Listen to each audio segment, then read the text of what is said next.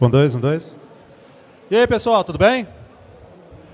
E aí, galera, meu nome é Volney, queria me apresentar primeiro, eu vou estar conversando com vocês agora. Eu sou o Volney, eu sou escritor, eu trabalho também com composição de jogos e o resto do meu tempo eu sou pastor. Então, assim, sejam todos bem-vindos, eu queria falar um pouco com vocês sobre essa relação do que eu chamo de composição narrativa, tá bom? Assim, com o decorrer do tempo vocês vão ver que a minha ideia de narrativa se refere, na verdade, à conexão que você tem com o ato de contar uma história, de passar uma ideia. A maneira como você vai trazer isso à tona vai depender do seu grau de interesse. Porque, igual, eu sou um escritor, então é natural que eu passe o meu conceito, a minha ideia, a minha história, através do quê? Da escrita. Mas, igual, às vezes você é músico. E a forma como você compõe uma trilha, monta, assim, roteiriza literalmente toda a conexão da música, isso também é uma narrativa, porque isso traduz uma ideia, traduz um conceito, entendeu? Tem toda essa relação. Aí eu queria primeiramente falar, né, sobre essa questão para vocês do que é a narrativa que eu falo. Porque tudo que eu falar aqui, eu vou tentar dar um escopo, eu vou dar um foco, tá bom? Provavelmente um foco é mais para essa relação de composição de ideias, de mundos, mais a questão de escrita mesmo, a roteirização, o trato da ideia, tá bom? Mas você facilmente pode transmigrar esse conceito para a sua área, porque, sei lá, às vezes a sua área é o quê? Eu sou um designer, e aí eu quero produzir uma propaganda comercial, uma nova campanha comercial. Toda essa realidade é uma narrativa, e ela vai ser composta. E a prática da composição narrativa, ela segue um parâmetro muito próximo em quase todas as linhas de mídia. Tá bom? Passa um para mim. Um dos focos principais que a gente vai ter que trabalhar, quando você cria uma história, quando você trabalha uma ideia, é a realização do macro e do micro, que eu vou citar na próxima. Aí você fala, poxa, mas já falaram pra caramba pra mim sobre essa ideia de macro, micro. E sim, eu não vou falar nada possivelmente novo. Eu não vou reinventar a roda aqui junto com vocês. A gente não vai fazer isso. Mas a gente vai entender essa roda. A gente vai tentar entender um pouco como conectar essa roda. Como fazer sentido o ato de rodar. Entendeu? Esse é o ponto. E quando a gente fala de macro, infelizmente, é onde mais se erra. Quando vai se criar uma ideia, quando vai se trabalhar um projeto, quando vai fazer um livro ou uma produção artística, principalmente. Por quê? O que é o macro? O macro, aqui eu cito que ele é o cenário global, né? Na verdade, ele é o escopo total da obra. É até onde você vai e até onde você não vai mais. Porque tudo tem que ter um limite. Tudo. Então, igual, eu estava conversando aqui com o meu companheiro agora há pouco, meu amigo aqui. E ele está com um trabalho de gamificação em sala de aula, toda essa relação de levar o conteúdo para dentro de uma sala de aula, certo? Isso é a ideia dele, esse é o projeto dele. Beleza. Aí ele precisa entender até onde ele vai com isso e até onde ele não pode ir mais, porque senão ele sai da ideia. Ele precisa entender isso, para poder conseguir trabalhar a obra. Toda a conexão verdadeira daquilo. Igual, se eu estou escrevendo uma história sobre uma cidade, a cidade de Bornéu, e eu falo sobre pessoas dentro dessa cidade, eu falo sobre a política dessa cidade, eu falo sobre crimes e coisas interessantes dentro da cidade. Então, o meu macro é o quê? É a cidade. Eu não preciso falar do país, eu não preciso falar do estado, eu não preciso falar do mundo onde essa cidade está. Por quê? Porque toda a história se baseia em pessoas da cidade dentro da cidade. Então eu não tenho por que argumentar mais do que isso. Eu não tenho por que expandir um universo que eu não vou trabalhar. E muitas pessoas, infelizmente, não conseguem entender isso. É igual, se a sua história é dentro de uma escola e o que acontece fora dela não é importante, adivinha, o seu macro é a escola. Às vezes você vai contar uma história e ela toda acontece dentro da mente da pessoa. Adivinha só, seu macro é a mente da pessoa. Então você não pode sair disso. Aí você pensa, poxa, mas se eu estou contando uma história dentro da mente de alguém, como é que eu trabalho isso? Porque, poxa, o cara pode pensar qualquer coisa. Aí vem, na real não. Ele só pode pensar coisas que ele entende ou conhece. Olha só. Está vendo o macro sendo definido? Você não vai falar algo que ele não sabe. Você não vai falar sobre um evento que ele não viveu. Ou que ele não tem conteúdo. Você não vai falar sobre isso. Você está delimitando. É a hora da história que você vai lá e fala. Tipo um narrador em primeira pessoa, contando a sua própria história. Aí ele vai lá e comenta que fulano e beltrano, nesse momento, viajaram. E aí ele fala, ó, infelizmente eu não vou te dizer o que aconteceu lá, mas eu sei que deu problema. Porque ninguém me contou nada sobre isso. Mas eu vi que Beltrano e Ciclano voltaram feridos. Então aconteceu alguma coisa. Isso é o respeito que você tem pelo macro. A sua forma de trazer o conteúdo e até onde você leva esse conteúdo. Entendeu? Quando você está trabalhando uma ideia, você conceitua as coisas. E esse conceito é importante, porque ele vai te guiar. A hora em que você achar que não tem mais o que falar, o conteúdo que você fez bem estruturado, ele te guia e ele fala por você. É a coisa mais legal que tem, é quando você fundamenta bem isso aqui. Leis e regras. O que são leis e regras? São fundamentos de conceito dentro daquilo que você quer trabalhar. Exemplo, Harry Potter. O que são leis e regras em Harry Potter? Exemplo, você nasce bruxo. Você não se transforma em um. Isso é uma lei. Por quê? Porque ninguém vira bruxo. Todo mundo tem que nascer. Ou você nasceu bruxo ou você não nasceu. Isso é uma lei, porque ela não pode ser quebrada. Se ela se quebra, se você mostra alguém que virou bruxo, você cria um problema na narrativa. Você cria um problema de concisão e de coerência naquilo que você está trabalhando. Só que também existem conceitos de regra. Exemplo, uma regra, ainda usando Harry Potter. Bruxos não podem se revelar para não bruxos. Isso é uma regra. Por quê? Porque isso pode ser quebrado. E quando quebra, isso vira uma história. Isso gera um conflito, gera uma questão que guia a história. Você pode contar toda uma história só do pessoal descobrindo que existe isso. De repente, toda a população do mundo descobriu que existe o universo dos bruxos e que eles existem de verdade, não são lendas nem nada do gênero. Você tem uma história, você tem uma saga gigantesca a ser tratada simplesmente porque uma regra foi quebrada. É igual você virar e falar, no mundo que eu criei, na história que eu criei, ninguém voa. Ninguém. Nem existem máquinas que voam. Não existe avião, não existe helicóptero, nada. De repente, alguém sai voando. Se você trabalha isso e explica isso, você está quebrando uma regra. Agora, se você não consegue argumentar isso, você quebrou uma lei. Qual a grande diferença, como eu disse? Uma lei acaba com a sua história. Uma lei quebrada destrói sua história. Uma regra te dá conteúdo. É uma grande conexão que existe. Porque é ali que você vai fazer uma trama mais envolvente. Porque você está criando uma ideia de que isso agora é possível. Mas você vai explicar como, você vai explicar por quê, de onde é que veio, e por aí vai indo. É igual, sabe aquela pessoa comum que de repente vira quase que um grande super-herói? E aí você começa a mostrar como ele virou o super-herói? Isso já é uma história, isso já é uma ideia, isso já é um projeto a longo prazo. Você tem material pra caramba. Por quê? Porque existe possibilidade e você está trabalhando a possibilidade. Só que você tem que tomar cuidado com essa relação, porque tudo que você faz, todo projeto que você tem, existem parâmetros que não podem ser quebrados, e isso é o que a gente chama de lei. Tudo aquilo que não pode ser alterado, não pode ser quebrado, é uma lei. E você tem que respeitar isso. E até porque o projeto é seu. Ou seja, você que disse que aquilo ali é um parâmetro que não deve ser quebrado. Então respeita o que você está criando. Igual a gente vê muito problema como esse em livros, em filmes, séries principalmente, que o pessoal trabalha histórias muito longas. E aí eles começam a quebrar fundamentos que eles mesmos vão dando. Eles vão lá e dizem tal coisa e de repente desmente ali. E você nota que é só um furo, porque ele não explica, não trabalha, não faz nada além disso. Pode passar, fazer um favor.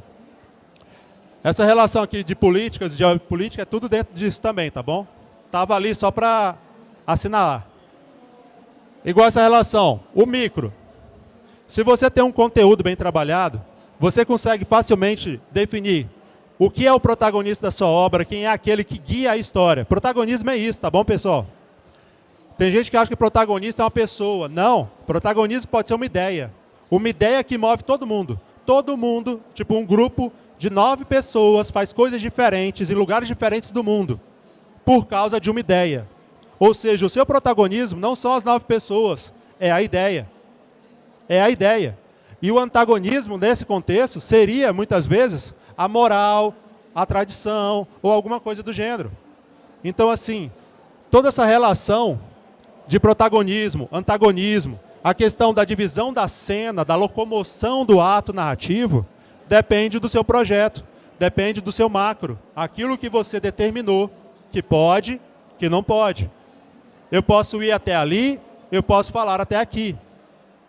Isso é o que vai determinar toda essa realidade aqui. É nisso que vai te validar as motivações e os objetivos. Porque essas motivações e objetivos podem vir da sua obra, ou seja, a sua própria escolha, ou as motivações e objetivos do personagem, da ideia, do planejamento. Como eu falei antes, você pode usar narrativas e esses conceitos para trabalhar o que você quiser. Então, tipo, do seu projeto de designer, da sua música, da canção que você está trabalhando. Igual o meu companheiro ali, ele vai ter que trabalhar essa relação e conectar essas coisas no projeto dele de gamificação na escola. Entendeu? Você tem que saber conectar os elementos. Passa mais um, por favor. E dentro dessa concepção, você vai trabalhar isso aqui. Trama e subtramas, leitura de clima e tendências rítmicas. O que é isso? A partir do momento em que você estrutura bem as coisas, é natural que você preveja que algo vai acontecer. É natural. Tipo, se eu estou falando sobre uma jornada que vai daqui até lá, em algum momento eu vou passar por aqui. É previsível que eu vou passar por aqui, pois está no meio do caminho. Toda história, todo enredo, todo conceito que se cria, existem parâmetros básicos que são delimitados por isso, pelas tramas, pelas escolhas de histórias, pelas escolhas de narrativa, e ela vai levar uma climatização, que é a ideia. Se eu estou contando nesse momento, eu estou querendo levar vocês para um local de terror, eu não vou colocar, de repente, um palhaço contando piada. Eu não vou fazer isso. Ou eu vou fazer, às vezes, isso se eu quiser gerar um fenômeno de ansiedade contrária. Só que isso aí é técnica fodida de narração.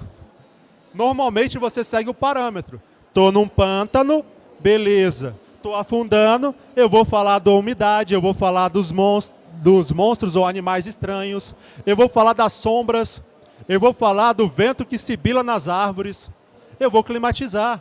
Eu estou num pântano. E a pessoa que está acompanhando a sua história, ela tem que estar no pântano também. Entendeu? Esse é o ponto. É igual, se você vai fazer, mesmo esquema, vai fazer às vezes um desenho, você tem que conectar o desenho com a pessoa. A pessoa tem que olhar aquilo e se sentir dentro da imagem. Ela tem que ouvir aquela música e sentir a emoção que você queria trazer para ela. Tudo isso é narrativa. E segue essa mesma ideia, esse mesmo parâmetro. E as tendências e a rítmica é ditada por isso, por fatores que você escolhe, por fatores que você mesmo determina. Passa para mim, faz um favor. E aí, a partir do momento em que você tem essa estruturação bem feita, você consegue naturalmente fazer tudo isso aqui. Que é o quê? Você vai gerenciar os seus personagens facilmente. Sabe por quê? Porque você construiu eles direito. Você deu personalidade para eles. Você disse o que eles gostam, o que eles não gostam. E aí, quando uma coisa acontece, automaticamente o personagem se revela para você. Que é aquela famosa, você acompanha uma obra há tanto tempo, que quando acontece uma coisa, você vira e fala, ah, ele vai fazer isso. Certeza, ele vai fazer desse jeito. E aí, quando ele não faz, a gente volta lá para aquele conceito de quebra de regra, lembra? Se você faz com que ele não realize a cena de uma forma legal, beleza, você conseguiu um plot twist. Você conseguiu uma reviravolta. Agora, se você só forçou a barra, Todo mundo que conhece o seu personagem, viu o seu trabalho, vai olhar para aquilo e falar, ah, então, né? Que bosta. Aí, ó, um erro de história. Olha o buraco na história. Que é o que, infelizmente, a gente está vendo na série do Star Wars, né? Da Disney. Isso tudo, pessoal, leva aqui coesão e coerência. Você tem que aceitar aquilo que você já fez, aquilo que você já fala, aquilo que você já trabalhou. Se você disse que a água molha, quando alguém entra na água, ele tem que se molhar. Se ele não se molha, você tem que dar uma boa explicação para isso. Entendeu? Esse é o parâmetro. Se eu vir e falo que eu não me queimo por fogo, se em algum momento da história eu me queimar por fogo, eu tenho que dar uma boa explicação. Se eu não der, falha de narrativa, falha de coerência. Coesão e coerência foi para o espaço. E quando você trabalha essa relação, trabalha toda essa concepção, você ganha isso aqui, ó, a liberdade de interpretação.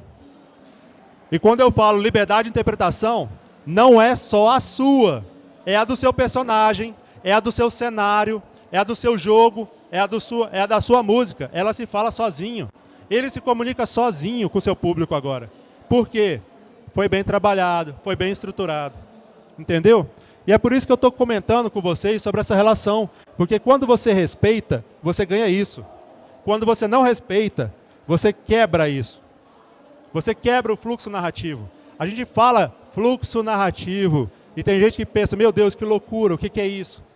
É o ato normal da história. É o passo a passo. É o pezinho atrás do outro. Só que o problema é que tem vezes que a gente está lá e a pessoa faz isso. Ela está de boa, pá, um passinho, dois passinhos, de repente ela pula. E aí você olha e tipo assim, espera aí, o que aconteceu? Está faltando alguma coisa. Você sente. Está faltando algo, espera aí. Eu acho que, sei lá, faltou meia hora de conteúdo aqui. Faltou um livro para me explicar que porra é essa. Rola demais isso, infelizmente, né? A gente passa por um momento, principalmente, que tem muitos problemas assim. E essa relação, tá aqui, mas eu não tenho como explicar bem isso, porque é complexo pra caramba. Mas se vocês quiserem conversar um pouco mais depois, eu posso conversar com vocês sobre isso. Que basicamente assim, narrativa múltipla nada mais é do que você ter uma boa ideia e dividir ela em protagonistas, personagens que são capazes de levar ela à frente. É igual um projeto. Você tem um projeto, aí você chama 5, 6 pessoas que são capazes de trabalhar no projeto. Então, naturalmente, as coisas vão acontecer. Naturalmente, você vai dar espaço para cada personagem. Aí você vai pular para o próximo personagem, porque agora é importante saber o que está acontecendo com ele. E por aí vai indo. Que é um recurso que a gente vai ver muito isso em série. A gente vai ver muito isso em jogos também, quando o jogo tem mais de um protagonista, mais de um personagem. Você vai trabalhar muito a ideia de múltiplas narrativas. Você voltou. Aí tem essa questão, tá bom? Só que assim, aqui é mais para a gente fazer uma conversinha básica, tá? Mais rápida. Se vocês quiserem conversar mais, a gente está aí. Puxa mais um, fazendo um favor. A última. Valeu. E aí, pessoal, a conversa que eu queria ter com vocês era sobre isso, sobre composição narrativa. Se ainda tiver tempo e alguém quiser fazer alguma pergunta, sinta-se à vontade, tá bom? Qualquer coisa a gente pode conversar fora daqui também. Alguém tem alguma pergunta? Gostaria de falar algo? Espera aí, vai trazer um...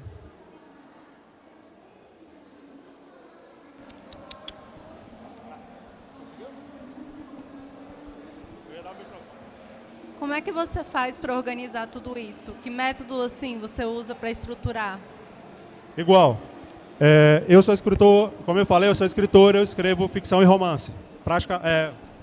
Ficção e fantasia. Só que eu sou romancista. O que é isso? Eu escrevo obras gigantescas. Como é que eu estruturo isso? Eu pego material de apoio, escrevo o nome do personagem que eu já citei. Eu escrevo o que eu disse dele. Eu vou lá, eu falei sobre a Beatriz. Aí eu escrevo o que eu já falei dela. Eu falei que ela é uma pessoa esforçada, que ela odeia laranja, que ela tem um crush no Thiago e ela tem uma realização de sonho. Ela quer muito se tornar uma jornalista. Beleza. Aí eu vou, quem é o Thiago? O que eu disse do Thiago, não o que eu penso dele. Por quê? Porque assim, você tem o seu pensamento da obra, você tem o seu pensamento do projeto. Só que você tem que entender o que você já pôs no projeto. Então você faz o quê? Você faz esse acompanhamento daquilo que você já incluiu. E aí você passa a respeitar aquilo. Você ficou em dúvida? Vai lá e olha, peraí, como é que era mesmo? A Beatriz, ela tinha um problema com alguma coisa. Ah, é? Ela odeia, eu nem lembro mais agora, mas odeia laranja. Ah, e ela tinha um crush no Thiago, mas eu já explorei isso e ela não gosta mais dele, porque teve um problema X. E aí eu coloquei lá. O Thiago e a Beatriz não se falam mais. E aí eu respeito isso. E aí eu vou seguindo em frente. Assim, como eu falei, é uma coisa natural. Você vai construindo uma grade de eventos, anota isso, porque ninguém vai lembrar, ninguém lembra de tudo isso, e respeita aquilo que você já fez. Só isso. Só que você tem que ter um resumão da obra, senão não dá. Tudo bem? Mais alguém? Pessoal, se o meu tempo tiver estourado de tudo, avisa que eu vou embora. Nessa questão de macro e micro, eu também posso levar para cena exclusiva. Tipo, eu levo para a história toda. Um pouco mais alto, fazendo um favor. Eu levo o macro e o micro para a história toda, só que aí tem as cenas que constroem essa história. Eu posso levar esse macro e esse micro também, não é? Sim. A ideia do macro e do micro você usa para tudo que você expressa. Tudo. Existe o escopo total da obra, mas nesse momento eu estou na frente de um palco falando com vocês. Esse local, o que eu estou fazendo, tem o macro e o micro também. Eu vou respeitando essa estrutura. Só que assim, ela é uma estrutura natural. É igual, se eu estou aqui na Campus Party, falando de uma palestra com vocês, por que eu vou citar que está rolando uma corrida no autódromo? Não tem importância, não tem relevância. E tudo aquilo que não tem relevância, você tira. É igual, existe uma regra básica, que é o seguinte: se você cita algo, aquilo tem que ter importância e tem que ser usado até o fim da história. Igual, digamos que isso é uma peça de teatro. E bem aqui, eu coloquei uma arma, uma espingarda. Até o fim da peça, essa arma tem que ser disparada. Senão, ela não devia estar aqui e ela é um problema. Tem isso. Você só fala e cita coisas que são importantes. Porque ninguém está aqui para ficar ouvindo ladainha. Ninguém está ali para receber informação e depois não ter relevância. Igual, isso infelizmente acontece muito em anime. Igual o Naruto. Ele trabalhou um monte de personagem. E no começo pareceu que ele ia levar todo mundo de boa para frente. Só que do meio para o fim, ele esquece que existe um monte de gente. Esquece.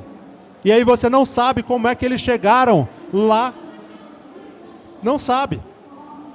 E aí você fica lá perdidaço. De repente o cara está fazendo a técnica Z. De repente ele está com poder Y. E você tipo, da onde veio isso? Literalmente, você olha, da onde veio isso? Por quê? Porque trabalhou um elemento, mas não trabalhou direito. E outra coisa é você querer pôr um elemento e não usar ele depois. É perda de tempo, você está criando prejuízo, problema para você. Alguém mais gostaria de perguntar algo? Pessoal, qualquer coisa, muito obrigado por tudo, tá bom? Valeu aí, se vocês quiserem conversar mais, a gente está por aqui. Beleza? Deixa eu só conversar com você um pouquinho antes da gente se despedir. Uma coisa legal que você falou, né? É que quando você coloca um elemento e depois você ou esquece de explorar ele ou não explora ele. Hoje a audiência tem clamado muito mais por isso do que antigamente. Não sei se é porque a gente tem mais acesso a, né? Tá tudo muito globalizado, mas é muito fácil alguém ou perder o interesse na história por um motivo que não foi explicado ali, e também é muito difícil prender a atenção de alguém na história. E aí eu estava lembrando do filme Cruella, que foi lançado na Disney, não sei se você sabe. Mas a Cruella foi um personagem secundário por anos. A Cruella aparecia, ela odeia os dálmatas, ela quer o fim dos dálmatas, mas por quê, né? E aí só depois de muito tempo a Disney vai lá e lança um filme contando toda a história da Cruella e a gente, é por isso que ela não gosta dos dálmatas. Então é muito importante isso que você falou. Quando você não explora uma coisa que está ali explícita, é muito fácil da pessoa perder o interesse na sua história, achar que tem algum furo ou achar que aquela história não é tão forte assim, né? Não, e é legal esse exemplo que você deu pelo seguinte: eles poderiam ter explicado isso no primeiro filme dos Dálmatas, para dar a explicação de por que a Cruella odeia Dálmatas. Mas eles não fizeram isso. Aí eles vão e aproveitam o recurso para uma nova história. E nela conta. É diferente você deixar um gancho de expansão da história. É natural você deixar um gancho para continuar algo. Só que nesse caso foi um furo. Porque eles não deram algo e aí depois aproveitaram isso para criar uma nova história. Aí é um problema. Realmente é um problema. Excelente Mas tá bom. exemplo. Muito obrigada, tá bom?